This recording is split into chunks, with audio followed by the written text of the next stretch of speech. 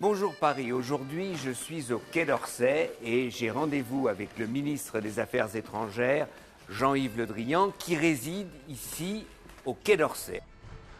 Bonjour le roi. Jean-Yves Le Drian, qui était socialiste, Jean-Yves Le Drian, qui était ministre de la Défense de François Hollande, a rejoint très tôt Emmanuel Macron et aujourd'hui il est dans ce palais, le ministre des Affaires étrangères. Oui, ça c'est... Non, c'est peut-être là. Non, ce n'est pas là. Ok. C'est parti. Monsieur le ministre, quand on est au Quai d'Orsay comme ça, on a vraiment l'impression d'être ministre des Affaires étrangères d'une grande nation. Ce lieu est un lieu historique qui a été construit à un moment où la République voulait montrer qu'elle avait de la puissance par rapport à des royautés, des empires. Et donc alors, il fallait faire dans le spectaculaire. C'est un lieu spectaculaire. Parlons de la puissance quand on est ancien ministre de la Défense, ministre des Affaires étrangères maintenant, et qu'on se retrouve par exemple à l'OTAN, on veut défendre une idée du multilatéralisme et on voit que le président de l'autre côté de l'Atlantique, il voit les choses d'une manière complètement différente. Ça fait quoi? Il y a une chose que je pense profondément, qui n'est pas toujours partagée, c'est que le président Trump est un président cohérent. Il est cohérent? Je trouve qu'il est cohérent. Ah bon? Je ne partage pas sa cohérence. D'accord, donc ça d'accord. Mais il est très cohérent. C'est-à-dire que depuis le début, il entreprend la déconstruction méthodique de tous les outils de régulation, de multilatéralisme qui existent dans notre vie en commun sur cette planète. Il a commencé par le climat, il a continué par la rupture avec de l'accord de Vienne sur la prolifération nucléaire à l'égard de l'Iran, il se retire de l'UNESCO, et il mène maintenant... l'Union des droits de l'homme. Des droits de l'homme. Oui. Et maintenant, il engage ce qu'on peut appeler une guerre commerciale, à la fois avec la Chine, avec le Canada, avec le Mexique, mais aussi avec l'Union européenne. Et puis, il interroge, on va peut-être y revenir, ou il s'interroge sur le rôle de l'OTAN. Et tout ça est cohérent, parce que tout ça signifie une Amérique qui vit seule. C'est pas uniquement l'Amérique, America First, ça devient America Alone, et qui joue le rapport de force avec chacun de ses interlocuteurs. Comme ils sont les plus forts, ils passent dans une relation directe avec chacun des pays pour marquer cette supériorité. Donc il veut la loi du plus fort. C'est la loi du plus fort. Et c'est cohérent, et il a toujours dit ça. Donc il ne faut pas être surpris. Il a ce côté mise en scène, un peu provocateur, mais sur le fond, il est cohérent. Et tout cela interpelle évidemment l'Europe. Mais tout cela est cohérent, et tout cela se reproduira encore pendant tout le temps où il sera au pouvoir. Et ça a un certain écho auprès des Américains. Ça, j'en suis sûr. Mais maintenant, en tant que, disons, chef de la diplomatie, c'est la tentative quand même d'accord, de compromis, de discussion. Comment on fait? On écoute et on s'en va et on pense autre chose? Il faut continuer à parler. Ce qui s'est passé au sommet de l'OTAN montre que sur la sécurité, il y a eu un accord néanmoins. Même si cette situation a pu permettre d'identifier des fragilités dans notre propre système de sécurité, dont qu'il faut prendre en considération et du coup stimuler l'Europe de la défense. Il faut donc parler, discuter, et puis, si c'est nécessaire, faire valoir le rapport de force. Oui, mais par exemple, quand il attaque l'Allemagne... il faut défendre l'Allemagne. Ça se fait dans les relations? Ça se fait, et singulièrement pour la France, répéter, ce qu'a fait à plusieurs reprises le président Macron, que nos destins sont liés. Et quand on tape sur l'un, on tape aussi sur l'autre. Et quand on renforce l'un, on renforce l'autre. Et quand on met le doute sur l'un, on met le doute sur l'autre.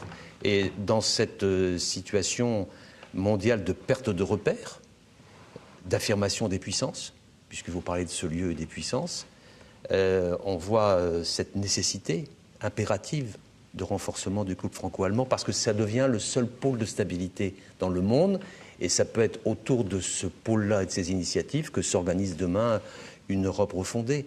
Et l'Europe refondée, ça sera aussi demain le seul pôle de référence. On en est tout de suite sur l'Europe. Mais je veux dire, une dernière question. Non, on y va.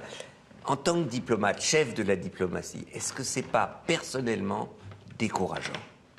Décourageant de se retrouver face à un monsieur qui dit un peu n'importe quoi, même si c'est cohérent. C'est la cohérence du n'importe quoi. Non, c'est la cohérence d'une ligne isolationniste qui, dans l'histoire, a déjà existé aux États-Unis. America First. Et donc, c'est plutôt pour la diplomatie une nouvelle exigence. Il faut changer nos paradigmes. Il faut changer nos paramètres. Okay. Il faut penser autrement et considérer que c'est vrai, il y a un acteur majeur qui essaye de détricoter systématiquement tout ce qui faisait ce qu'on appelle le multilatéralisme et créer les raisons d'un nouveau multilatéralisme, y compris dans la relation d'ailleurs avec les États-Unis. Maintenant, on en arrive que pour créer un autre pôle contre les Américains, on parle de l'Europe. Oui. Mais l'Europe, ça ne va pas. L'Europe, ça ne va pas et ça peut aller. Ça peut aller, ouais. Oui, parce que ce qui se passe avec la guerre commerciale, avec ces interrogations sur la sécurité, mais aussi avec les défis qui sont devant nous, que ce soit le défi migratoire, le défi de la transition écologique, le défi du terrorisme, le défi du numérique. Pour répondre à ces défis-là, il n'y a qu'une solution. Oui, ça c'est objectivement, on est d'accord, mais pratiquement... Pratiquement l'addition des replis identitaires que certains en Europe veulent mettre en avant, que certains cultivent, aboutira au chaos et à l'absence de projet. Moi, j'ai un exemple très, très précis. Lorsque les Italiens, le nouveau gouvernement italien, veut développer une logique comment on pourrait dire, d'interdiction des migrations, en disant ça c'est pas mon job, c'est le job d'autres, et qui commence à discuter avec des Autrichiens, autres populistes, ils n'arrivent pas à se mettre d'accord. Même entre populistes, on ne se met pas d'accord. Donc ça veut dire le repli sur soi, intégral. Et ça, c'est pas un projet européen et c'est pas une manière de répondre aux défis qui sont devant nous. Oui, mais est-ce qu'on n'assiste pas d'un côté donc à une force qui veut en fait aussi détricoter l'Europe? Oui. Parce que ça ne l'intéresse pas, parce que ça le gêne, même l'unité de l'Europe serait un contrepoids. Oui. Et on a dedans des forces qui veulent détricoter l'Europe. Oui, c'est vrai, ceux qui veulent donc maintenir une Europe, comme disons la France, peut-être l'Espagne aujourd'hui, oui, l'Espagne, l'Allemagne, le Portugal, enfin on est quand même un certain nombre, y compris les fondateurs, à vouloir faire en sorte... c'est plus compliqué. Y compris, sauf l'Italie, avec qui il faut néanmoins tout faire pour garder le lien, malgré tout, malgré des oppositions. Parce que ce n'est pas en rejetant que l'on pourra reconstruire. Faire comprendre aux Européens, au-delà même des gouvernants, que face aux défis qui viennent, y compris les défis les plus concrets pour notre vie quotidienne, qui est celui de la sécurité, par exemple, le seul moyen, c'est le renforcement de l'Europe et que l'Europe affirme sa puissance et que les marchands d'illusions et qui nous font croire que le repli est salvateur nous amènent au chaos et au naufrage. Mais regarde, sur l'immigration, les populistes ont gagné, l'Europe se referme. L'Europe, en fait, la politique commune, c'est de dire qu'il reste en Libye ou qu'il retourne. On ne regarde pas comment ça se passe en Libye, on ne regarde pas l'état de la situation en Libye, mais du moment qu'il ne passe pas la Méditerranée. Je ne suis pas aussi radical sur l'analyse. D'abord parce que le phénomène migratoire, il a été très fort en 2015, après les crises, en particulier au Proche-Orient, mais pas uniquement, aussi en Afrique. Et le phénomène migratoire, du fait d'une politique européenne qui a été initiée à ce moment-là, a considérablement baissé. Ce qui se passe, c'est une crise politique de l'Europe qui s'appuie sur la question migratoire pour essayer de faire une Europe autre et une Europe du repli. Il se trouve qu'on annonçait à plusieurs reprises qu'après les coups de boutoir donnés par les populistes, l'Europe allait exploser sur la question migratoire. Elle n'a pas explosé. Oui, mais elle n'a pas explosé parce qu'elle s'est mise au niveau de ceux qui veulent le moins. Non, parce que ce qui a été fixé dans le cadre qui a été décidé au Conseil européen de juin, c'est un triptyque qui repose à la fois sur la responsabilité, qui repose sur la solidarité et qui repose sur l'humanisme, sur l'humanité.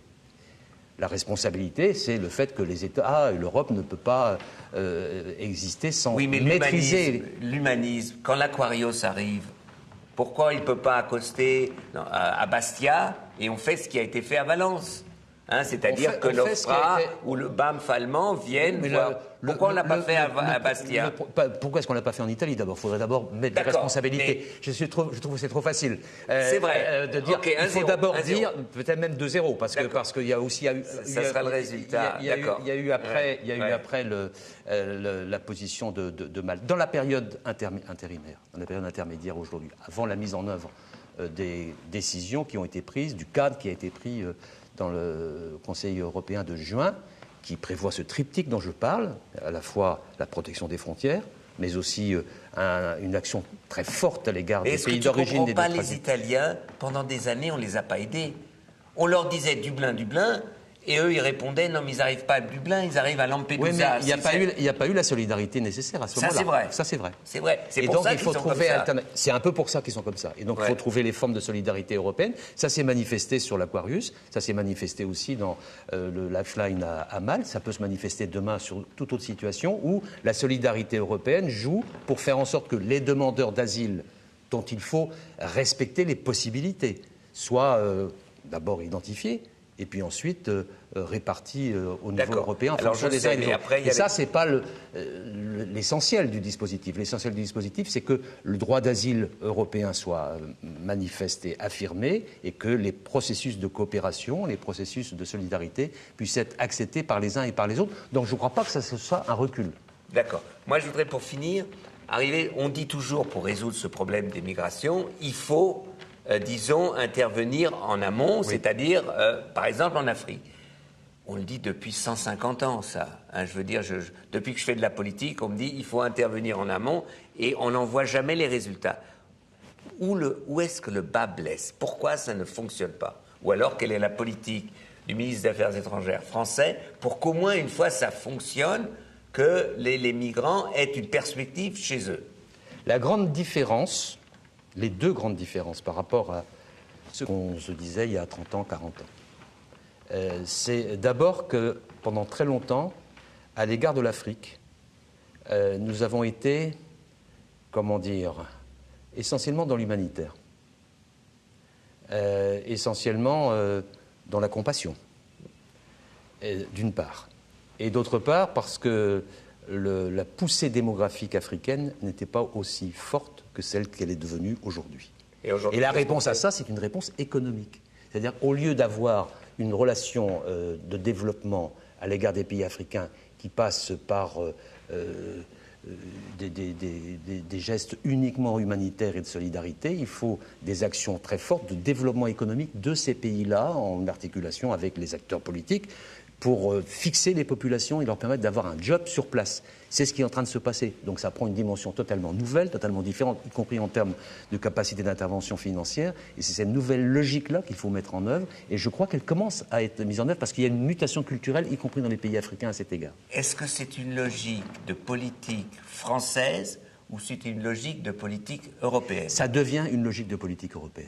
Ça devient progressivement par la mise en place du fonds d'intervention qui a été décidé par l'ensemble des pays européens, mais ça devient aussi une logique européenne parce que les intervenants se mixent en fonction des opportunités économiques qui se présentent pour faire en sorte que l'Allemagne, par exemple, intervienne dans le développement économique du Mali ou du Niger. C'est quand même une grande nouveauté. Pour finir, ministre de la Défense, ministre des Affaires étrangères, quel est le job le plus fascinant? Ils sont très différents. Mais ministre des Affaires étrangères, c'est beaucoup plus global, c'est beaucoup plus au centre de l'ensemble des enjeux, à la fois des menaces mais aussi des potentialités. Et c'est aussi un lieu où on parle, on négocie, on initie, on projette, on échange. Ministre de la Défense, on est plus dans une réaction rapide et plus limitée, on est dans la guerre. Et donc, je préfère quand même être dans la paix que dans la guerre. Merci. Merci.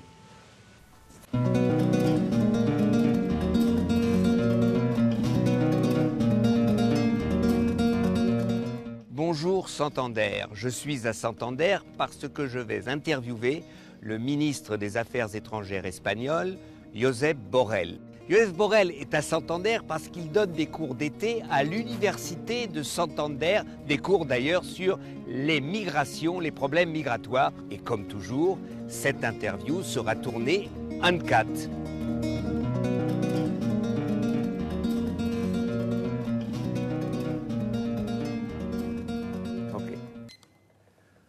Bonjour, Monsieur le ministre Borrell. Donc, ça fait près de 3 mois que tu es ministre avec ce gouvernement Sanchez. Et cet été, tu participes à un colloque sur un nouveau printemps européen. En tant que ministre des Affaires étrangères espagnol, tu vois vraiment un printemps européen, là, pointer vers l'avenir? Il y a une chance. Je pense que l'événement Trump, c'est une occasion pour l'Europe, pour se redéfinir, pour un nouveau élan. Et quand je lis le discours du président de la République française aux ambassadeurs, je pense que la France est dans cette ligne-là, et l'Allemagne aussi. Mais oui, tout le monde nous dit Trump est une chance, mais d'un autre côté... L'occasion, moi. Une occasion, mais est-ce que les Européens sont prêts, les Européens, qui en Europe est prêt à saisir cette chance, cette occasion, ou à relever le défi de Trump?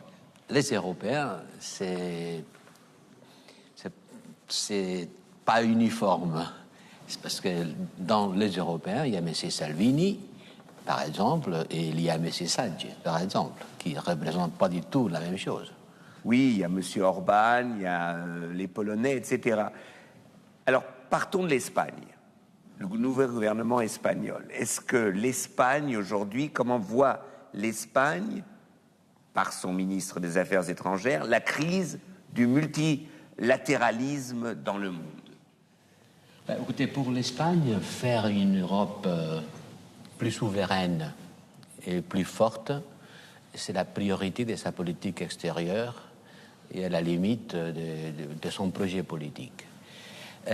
L'ordre multilatéral, libéral, global dont on croyait vivre, peut-être il n'était pas aussi ordre, aussi multilatéral et aussi libéral. Et l'Espagne voit vraiment l'occasion de bâtir un nouveau multilatéralisme sans être sous le parapluie des États-Unis. Sans être sous le parapluie des États-Unis. Cela veut dire, par exemple, comme le propose le président français et d'autres, une armée européenne dans l'avenir. Une capacité stratégique autonome européenne, oui. Et ça inclut une capacité militaire aussi. Oui, mais cela veut dire qu'aujourd'hui, une partie des États européens doivent se reposer leur question de qu'est-ce qu'est la souveraineté nationale dans une souveraineté européenne. La souveraineté nationale ne doit pas disparaître parce que les États-nations, les Français le savent bien, ne vont pas disparaître, mais il faut mettre en commun des capacités pour nous permettre d'avoir une réelle souveraineté. Imaginez-vous, qu'est-ce qui lui aurait arrivé à la peseta si elle existait avec les tweets de M. Trump? Il a enfoncé la lire turque. Il aurait pu enfoncer n'importe quelle autre monnaie européenne. Oui, mais ça, c'est d'accord. Donc, il y a une capacité européenne par l'euro. Ça, c'est vrai. Quoique beaucoup, on a vu ces 5 dernières années, disons, des critiques à l'euro. L'euro est peut-être néfaste pour certains pays. Est-ce que ce débat existe en Espagne? Oui, parce que l'Espagne a souffert, pas autant que la Grèce, mais a souffert beaucoup des politiques dites d'austérité avec laquelle on a répondu à la crise de l'euro. qui en fait n'était pas la crise de l'euro, mais on l'appelle comme ça. Mais imaginez-vous si on n'avait pas eu l'euro, à quel point on serait beaucoup plus faible chacun de nous. Il faut finir de bâtir l'euro. Et là aussi, la France et l'Allemagne commencent à donner des pas en avant. L'Espagne sera là aussi. L'Espagne sera là d'aller plus loin dans, par exemple, l'idée d'un ministre des Finances européen, un budget de la zone euro. C'est dans la logique de l'euro. Et une fois que tu tires une cerise d'un sac, les autres doivent suivre. L'euro, c'est un projet incomplet. On ne peut pas avoir seulement l'euro. L'euro doit être accompagné de tous les éléments qui font les unions monétaires dans le monde. Donc d'une capacité politique. D'une capacité politique et d'une capacité financière qu'on a commencé déjà à bâtir. Qui aurait dû, en 2011 ou en 2010, quand la crise a éclaté, qu'on aurait un fonds avec un demi-milliard d'euros pour faire face à une nouvelle crise. Ce n'est pas suffisant, mais c'est beaucoup plus de ce qu'on avait. Et oui, il faut continuer dans la ligne d'un système institutionnel qui accompagne la monnaie. Tout cela, c'est bien, mais quand on voit l'incapacité des Européens, et là je parle au ministre des Affaires étrangères espagnol, à régler collectivement ou avoir une vue collective sur le problème quand même le plus important en Europe, visiblement, que sont les migrants, les réfugiés, il n'y a pas de quoi d'être toujours très optimiste. Il faut être activiste. Parce que vraiment... Volontariste. Volontariste. Il ne faut pas être ni pessimiste ni optimiste. Il faut être activiste. Il faut s'engager. C'est vrai qu'on n'a pas été capable de résoudre le problème migratoire. Un problème depuis Tempéré. On était ensemble déjà au Parlement européen quand on parlait de ça. Mais les problèmes deviennent de plus en plus graves. Ce n'est pas un problème conjoncturel. C'est quelque chose qui va être là pendant très longtemps. Et il faut se mettre d'accord. Si on n'est pas capable de se mettre d'accord à 27, il faudra chercher une coopération renforcée entre au moins 9 pays. L'Europe se divise à propos de la migration. La migration, le problème migratoire a une capacité de nuire à l'Union européenne beaucoup plus forte que l'euro. La crise de l'euro, finalement, c'était de l'argent et des institutions. La migration, c'est beaucoup plus grave, parce que ça touche à l'identité, à la culture, à la vie ensemble. Ça, on ne le résout pas avec quelques milliards de plus.